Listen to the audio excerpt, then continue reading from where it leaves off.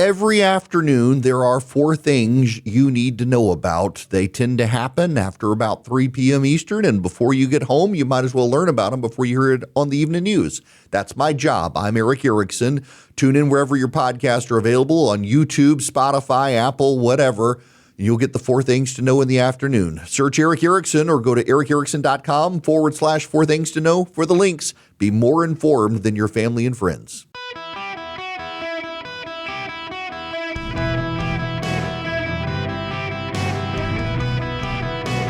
Welcome to the Erick Erickson Show podcast, Hour 2. My fellow Americans, friends, welcome. Bonjour. Happy to have you. The phone number 877-973-7425.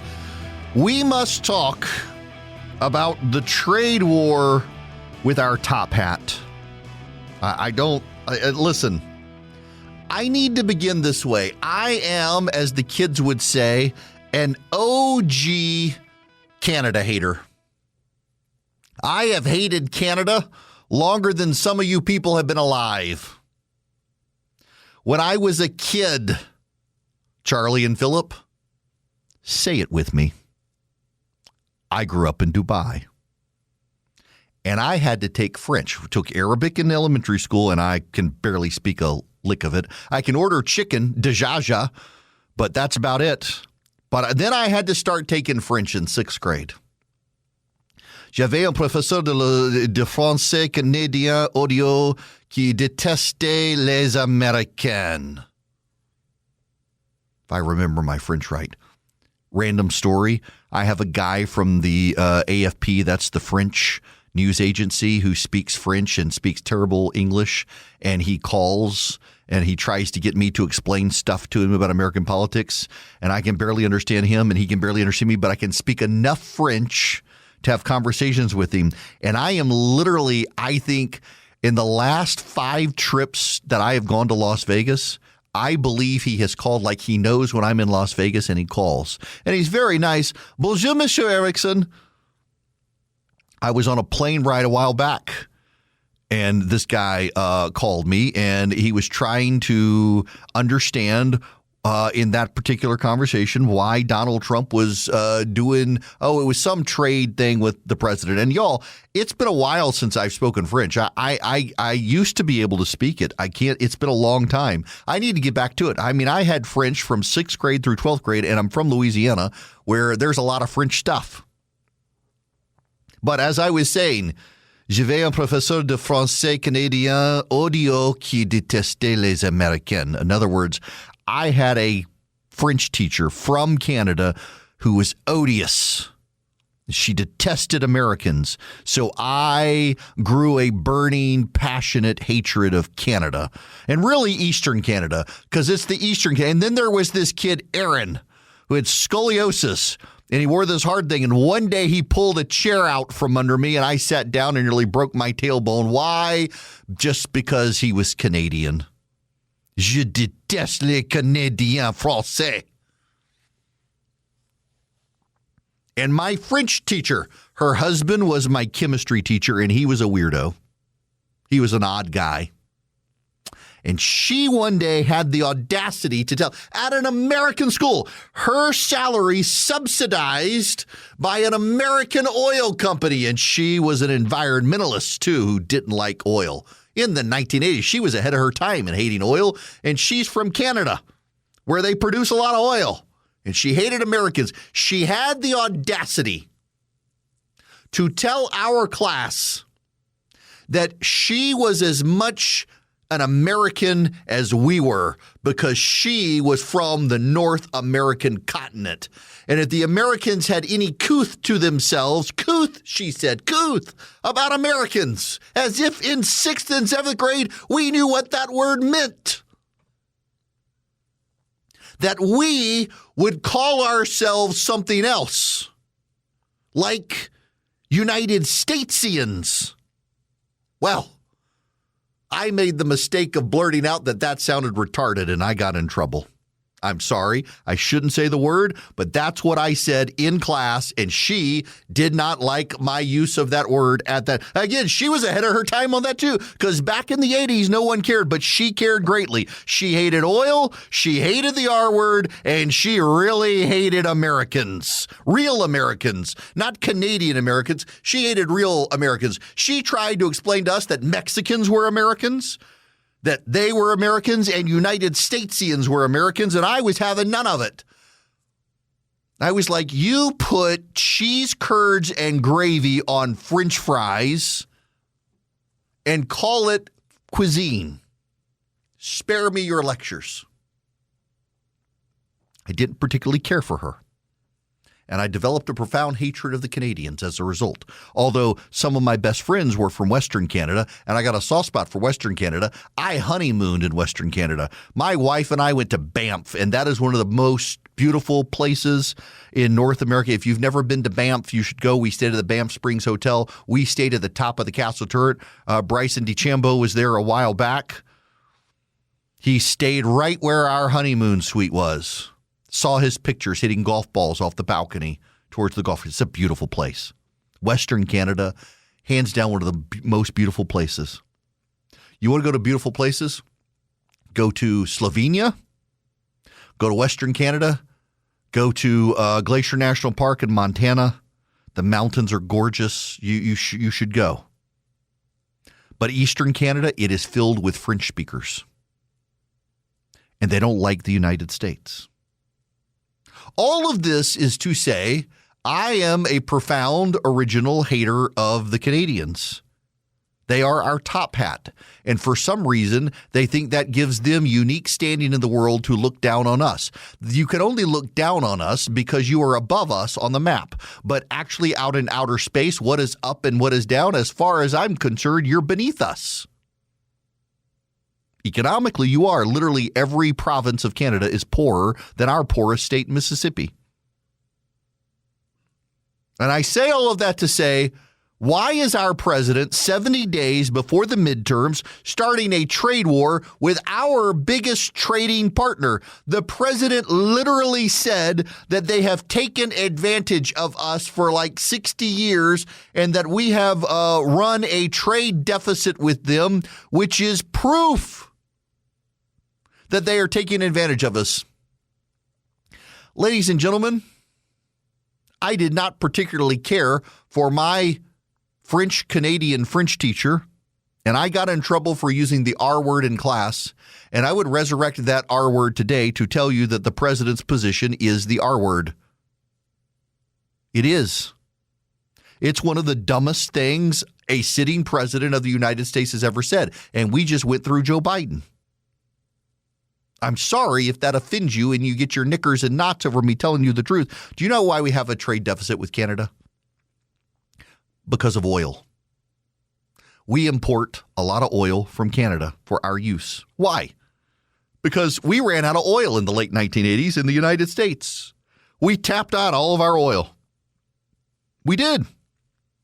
And so all of our oil refineries converted to heavy crude. And then in the 90s, the oil company geniuses developed fracking. And they could extract from underground massive quantities of oil. The United States today exports more oil than the rest of the world combined. And the irony of all ironies, God has a sense of humor. We can't refine a drop of the oil that we produce domestically because we produce light, sweet crude. Light, sweet crude is the best oil. We have the best oil.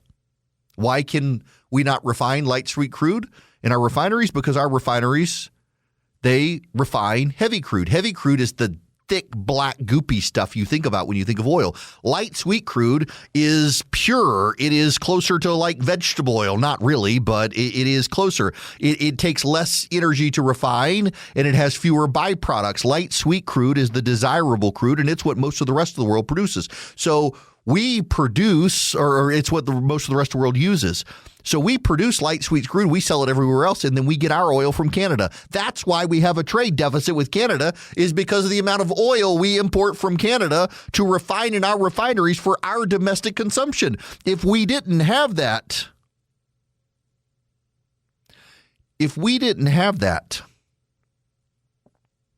we would have a surplus in our trade with Canada. We send a lot of goods to Canada, and the Canadians are now going to tariff those 70 days before the midterms. It's going to hurt our small businesses that export to Canada. We're doing import tariffs on the Canadians. That's going to hurt our lumber industry. Did you know, in addition to the oil that we get from Canada, which, by the way, gas prices are going to go up now, the timber that we use, the lumber that we use in houses, the majority of it comes from the Canadians. Why? Because Canada is a giant forest. Canada is a giant forest. And instead of us cutting down all of our trees, we convinced our top hat to cut down all of its trees for us. And we get a lot of lumber from Canada for our houses, and now it's going to be more expensive. And we already have a housing affordability crisis. And what is the president spending his time on today? He thinks he wants to rename Lake Ontario Lake America. We got the Gulf of Mexico becoming Gulf of America. We're going to have Lake Ontario becoming Lake America. Really? This is what the President of the United States is spending his time on 70 days before the midterms. When people are worried about prices, he's making things more expensive. And for all of you people who still say tariffs don't actually make things expensive, guess what? He just got rid of the tariff on beef to make beef what? Cheaper. 25% cheaper, because the tariff was 26%. And so he's saying that the beef is now going to be sold 25% cheaper than it was because he got rid of the tariff. Why is the president doing this? Does he not want to win the midterms? We actually benefit from trade with Canada. We genuinely benefit from our trade with Canada. Not only do we get oil from them, which they're now going to tax on its way out the door, we're going to pay a price in our economy over what? By the way, it turns out on Friday we had a trade deal with Canada. We had a trade deal. Jamieson Greer, the trade representative, actually offered Canada a deal they were willing to accept that would lower prices for us and the Canadians and boost trade. And according to the New York Times, which has the most in-depth scoop on it, Howard Lutnick blew up the deal at the last minute because Howard Lutnick is pro-tariff. This is Steve Moore, one of the president's former economic advisors on CNN. And Steve, is the pain worth the gain with Canada here? Does this mean upward prices? Well, probably the pain is not worth the gain. And, you know, I've been a bit of a skeptic on the tariff front with respect to the Trump strategy. But I do want to point out to the viewers that Canada has been cheating. They are imposing very high tariffs on American farm goods, our manufacturing goods, our technology products. And so they have been imposing pretty high tariffs on the U.S. And what Trump wants to do is force Canada to bring those down. I think it's a wise strategy. I don't think the timing's so great here, Ashley. I mean, what's the old saying? You never want to fight a two-front war at the same time. We're in a sticky situation, obviously, in Iran with respect to those negotiations. Now, do I think now is a good time to fight a trade war with Canada? Probably not. Do you know why Canada has those tariffs in place that Steve Moore mentioned? By the way, that was Fox, not CNN. Do you know why Canada has those tariffs in place? Because the president imposed tariffs when he came back to office on Canada, so they reciprocated. They didn't have those tariffs before Trump started the tariffs last year. What they had was a tariff ceiling that if we ever crossed it, tariffs would go into effect, and we hadn't crossed it in 20 years. They were just for show to placate the Canadian voters that, oh, yes, we've imposed tariffs on America, but they never went into effect. When Trump imposed tariffs last year and got rid of the North American agreement, the Mexico, Canada, United States trade agreement, whatever they called it, Canada's like, all right, we're going to tariff. under Trudeau. And now we've got the new guy in there who's a trained economist. And he's like, well, you know what? This is going to suck for our economy, but we're going to fight fire with fire, and we're going to do this too. And so now 70 days before our midterms, when the number one issue is affordability, our prices are going to start going up, particularly in northern states that also get power from Canada, which is about to be extra taxed. So Michigan, where Mike Rogers is in the lead, and Susan Collins in Maine, both of them are speaking out against this because it's going to directly, economically, negatively impact two must-win states for the GOP. There was no reason for us to do this now. Hello, my friends. Yes, you can be a part of the program. 877-973-7425. And you can also come to the Not Safe for Radio show if you text show to 33777. The Not Safe for Radio show. This time it's political. Some stuff, if you were there last year, you'll hear. A lot of stuff you've never heard before. My time in politics. Last year was my 50th birthday, and I didn't want to dive into politics. And this time, a lot of people said, you should tell the stories about your time in politics. And boy, do I have some stories about my time in politics. And I will gladly share them with you. I one time had a employer yell at me that he was texting buddies with Marco Rubio and suggested I not write bad things about Marco. I naturally then had to go out and write something critical about Marco Rubio to prove who the alpha was in the company where he was the CEO and I was not. But I won the argument. It's my personality. Text show to 33777. We must move on to other things, my friends, and there is a lot more to talk about today. And I must tell you that the Supreme Court has allowed the mail-in ballot rule by the Trump administration to stay in place, at least for now. It's not as cataclysmic, obviously, as the left would have you believe, but I do want to dive into what it actually is about.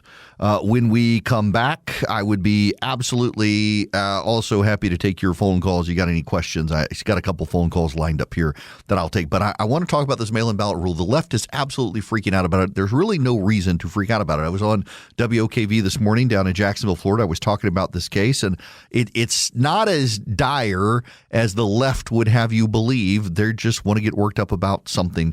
What they should get worked about is their computers and whether or not their computers work for them. If you go to Vision Computers, you'll get a computer that works for you. Call them at 404-COMPUTER. Go to visioncomputers.com. They'll build you a brand new computer, and you get their world-class tech support with it, where you get a special phone number, and in 15 seconds or less, you get someone on the phone, and they can help you with any of your computer needs, answer questions, remote in. They can help you with email, printer support. They can do this for your whole company, too. And if you just want their tech support, you can get that, too. They do managed IT across the country. But if you go to the electronics store, you're going to get a one-size-fits-all computer. You go to Vision, you're going to get a computer for you. Remember, there used to be these places all over the country where you could just build the computer you needed. You didn't have to know what GPU and CPU and RAM were. They knew. Hello and welcome. It is Erick Erickson here. The phone number is 877-973-7425. What does the president's executive order on mail-in balloting actually do? Not a whole lot, honestly. So the president issued an order calling for the Department of Homeland Security to develop state lists of adult U.S. citizens. And then the Postal Service is to get the list of eligible mail voters from states. And then the post office is supposed to cross-reference the Homeland Security list with the people asking for mail-in ballots and only deliver the ballots to people on the citizenship list. Democratic states sued. Republican states supported it. A judge, a federal judge in Boston, a Biden appointee, a super wackadoo leftist, said, no, you can't do this, and I will stop you. And then the judge reviewed further and reiterated, I'm not going to allow you to do this in the 23 states that filed suit. There's a nationwide injunction, and in the 22 states that have sued you, there's an injunction. The Supreme Court on Monday, yesterday, said that the order 23, mainly Democratic states, some Republican states involved as well, in the District of Columbia, The Supreme Court said, we're not weighing in on the merits of this, but the Post Office and Homeland Security can continue to develop their lists.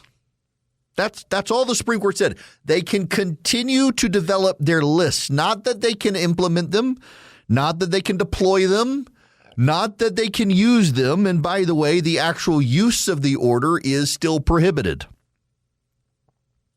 This is another example of progressives lighting their hair on fire over nothing. Now, I need you to understand something that's going on in American politics right now. Fear is one of the greatest motivators in American politics today. You make people scared and they act out. I see on CNN right now and on MS Now, they're discussing the Supreme Court and mail-in ballots. So here's the way our system works. The president does something. Those who are impacted can go to court and say, I want you to stop this, and a judge can issue an injunction. That can get appealed to a court of appeals, which can get appealed to the Supreme Court. And the Supreme Court can do a couple of things. They can rule on the merits of the underlying case, or they can just decide whether or not the injunction is appropriate. And what the Supreme Court has done here is said the case is not far along enough for us to decide on the merits. But we're going to allow the list building to happen. See, so the president's executive order says three things. One, the Department of Homeland Security must build a list of every American citizen by state. Two, the Postal Service must gather lists of every citizen in states who is eligible to vote. And three, the Postal Service must reference their list with the Homeland Security list of who is actually an American citizen, and then look at the people who have requested absentee ballots. If the person requesting the absentee ballot is on both lists, the eligible voter in the state list from the state, the citizen list from Homeland Security, then send the mail-in ballot. If not, do not send the mail-in ballot. There are two rulings from this federal court. The one ruling stopped the compilation of lists. The other ruling prohibited the Postal Service from blocking mail-in ballot distribution.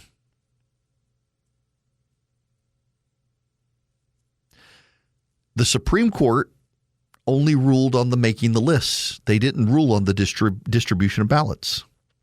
If you read commentary about it today, if you listen to the news media talking about it, I mean, they cry on CNN, confusion after Supreme Court sides with Trump on mail-in ballots. There's really not confusion here. There's really not confusion. What the Supreme Court ruled is that we're not going to decide whether or not the president's executive order is legal or not. What we are going to decide is that we are not going to stop Homeland Security and the Post Office from compiling their lists. They can go on and compile their lists. But remember, there's a second judgment there's a second decision in place at the lower court. The lower court says you can't enforce the executive order. The Supreme Court hasn't touched that one. All they're saying is that you can go on and build the lists, but Post Office, you're still blocked from refusing to issue mail-in ballots if a state issues a mail-in ballot. See, when I get my mail-in ballot, when you get your mail-in ballot, you file an absentee ballot request, which reminds me I got to do mine. You file your absentee ballot request to your local government, and then your local government sends you your absentee ballot in the mail. And what the Supreme Court is saying is, Department of Homeland Security, you do your list of who is a citizen by state. Post Office, you do your list of who is a registered voter in states who matches the Department of Homeland Security list. You can build your lists. What the Supreme Court has left in place, however, is the lower court decision that says, Post Office, If someone files for an absentee ballot and a state sends it to them, you can't block delivery of it. So go on and do your list building, post office. But if you get an absentee ballot, don't you look at that list. You just presume that it's valid and you send them the absentee ballot. There's no confusion here. There are two separate court orders. The leftists decided to light their hair on fire over this, and the reason they're lighting their hair on fire over this is because they know that anger and fear are chief motivating factors in the American electorate today. The fear over data centers is getting people to turn out to vote. The fear over the flock cameras getting people out to vote. The fear over Donald Trump becoming an authoritarian, getting people out to vote. This is CNN's coverage of this from yesterday when it came out. We start with breaking news in our law and justice lead. The U.S. Supreme Court just granted President Donald Trump's request for permission to implement his executive order overhauling and restricting mail-in ballot system. But additional legal challenges could stand in the way of this plan before the November midterm elections. Still, this ruling brings new uncertainty about voting rules for the midterms because it keeps alive the possibility that Trump will impose policies outlined in the order that gave the U.S. Postal Service and the Department of Homeland Security unprecedented roles in the running of elections. Now, CNN's not contradicting me, but they're the ones trying to muddy the water here. There's a prohibition from a lower court on Homeland Security and the post office actually blocking people from getting mail-in ballots. What the Supreme Court has just said is that that's still in place. Nothing's changed. Now, let me give you my opinion on this as an elections lawyer. I don't think the president actually can do this. I don't think he can. Now, he's got lawyers who are telling him that he can do it. I don't think the president of the United States has the power to do what he wants to do. I don't object to him having the power to do what he wants to do. I just don't think the president can do what he wants to do. This is Article 1, Section 4 of the United States Constitution, Clause 1. The times, places, and manner of holding elections for senators and representatives shall be prescribed in each state by the legislature thereof, but the Congress may at any time by law make or alter such regulations except as to the places of choosing senators. There is no room for the president in election law other than the normal legislative process. Congress may at any time by law. How does a bill become law? The House and the Senate pass the exact same measure. It goes to the president, who either vetoes it or signs it into law. That's the only role the president plays. The president doesn't have executive authority to alter the rules of state elections. The times, places, and manners of holding elections for senators and representatives shall be prescribed in each state by the legislature thereof. The structure of the Constitution of the United States and the underlying case law and interpretation by the Supreme Court makes it very, very clear over time that election laws and election rules are done by the legislative process, not the executive. And in fact, Congress itself is prohibited from drafting laws that would designate where states must go to choose senators. Now, in the old days, Congress the Senate was appointed by governors. It was done. The Senate of the United States shall be composed of 2 senators from each state, chosen by the legislature thereof for 6 years, and each senator shall have 1 vote, chosen by the legislature thereof. They were nominated by governors and confirmed by legislatures. That has changed now. It's direct election. Another bad idea. We need to get back to actual appointment of senators to resurrect stronger federalism. But this is Clause 2 of Section 4 of Article 1, and it's no longer in effect. The Constitution was amended, but it said the Congress shall assemble at least once in each year and such meeting will be on the first Monday in December unless they shall by law appoint a different day. That was changed to by the 20th Amendment to be noon on the third day of January. But the pattern stayed the same, that Congress itself, by law, sets the meeting place. Congress can't set the meeting place for picking senators. Congress can set the meeting place and the time at which it convenes. The president has nothing to do with it. The president has nothing to do with election law. So I actually think the president's executive order is unconstitutional. And now, listen, I mean, you put 12 lawyers in a room, you're going to get 12 opinions. But when you look at the structure of the American Constitution, when you look at the plain language of Article 1, Section 4, the president plays no role whatsoever in the rules, regulations, and laws related to elections.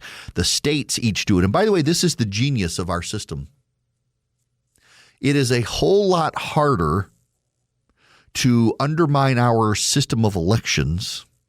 It's one of the reasons where I still insist, as much as there were irregularities and problems in 2020, the election results were not ultimately wrong, because it takes a lot to try to sabotage the American political system through elections. Why? Because our swing states change roughly every decade. Remember, Georgia's a swing state now. It used to not be. It was solidly Republican. Before that, solidly Democrat. Florida used to be a swing state. Now it's solidly Republican. North Carolina used to be solidly Democrat. It's a swing state now. The swing states change about every decade, every 15 years. And you got to know the laws of all the 50 states. China has been bragging that it's come out with an AI, and their AI has analyzed the American political structure, and that they have figured out how they can use their AI to persuade Americans and shape elections in the United States. They've actually bragged about this openly, that their AI can shape elections in the United States. When you actually read the analysis of it, their AI completely got wrong what the swing states in the United States are. That are persuasive. They got wrong the swing districts, the congressional districts in the United States. They got it all wrong.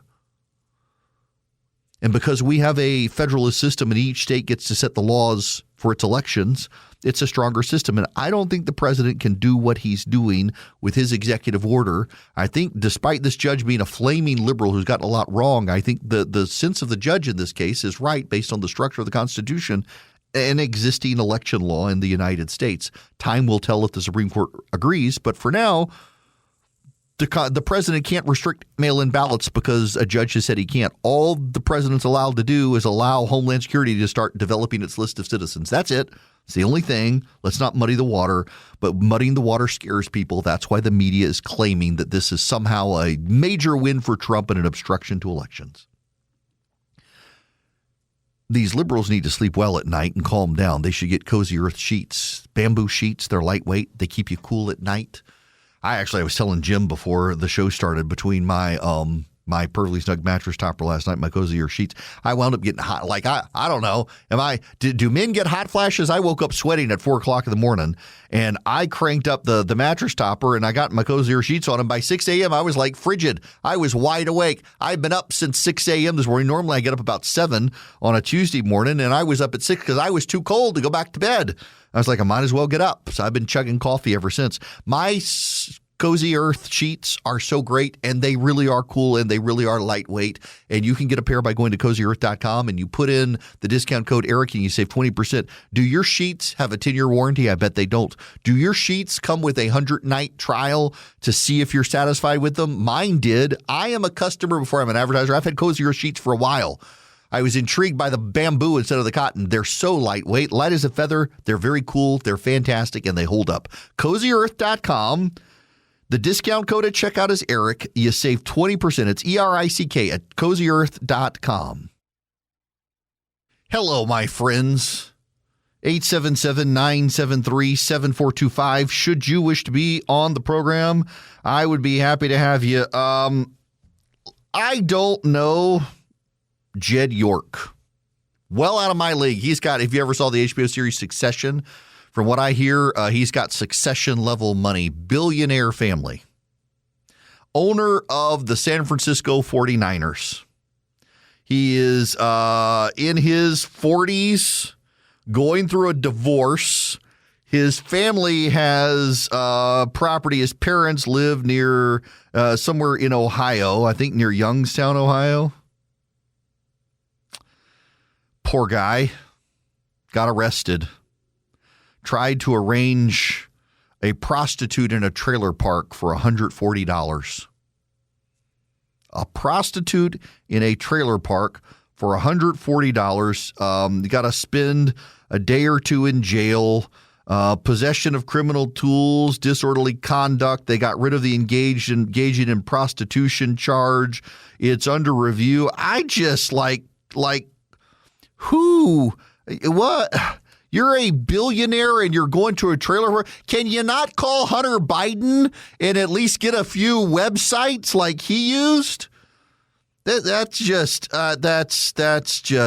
wow. He's 46 years old, born in 1980. He's got a mugshot now. Arrested for engaging in prostitution. They changed it, but at a trailer park. A trailer park in Ohio. The deeply, deeply destructive behavior of going through a messy divorce and oh my goodness gracious. I just why on earth do you do something like a trailer park? $140. You know what you're getting for $140? Something that never goes away, Jed. Never goes away. All right. Let me tell you about Old Glory Bank. Old Glory Bank is my bank. I have a no-fee checking and a no-fee savings account. You can get an account. If you're a business, they've got great business checking. If your kids need a custodial account, they're very great online bank, and they've got a great app. You can deposit cash. Your kids can deposit cash, babysitting money, lawn care money. You can get an interest-bearing account. There are fees for those. Those are the premium accounts. If you're active duty military, first responder, they waive some of the fees. They do great. They've got great business lending and home lending, and also they do CDs. They're full functioning bank. Go to oldglorybank.com/Erick. oldglorybank.com/. There is some breaking news, folks. According to Variety magazine, Dolly Parton has passed away at 80. We will bring you that when we come back. According to Variety, Dolly Parton has passed away.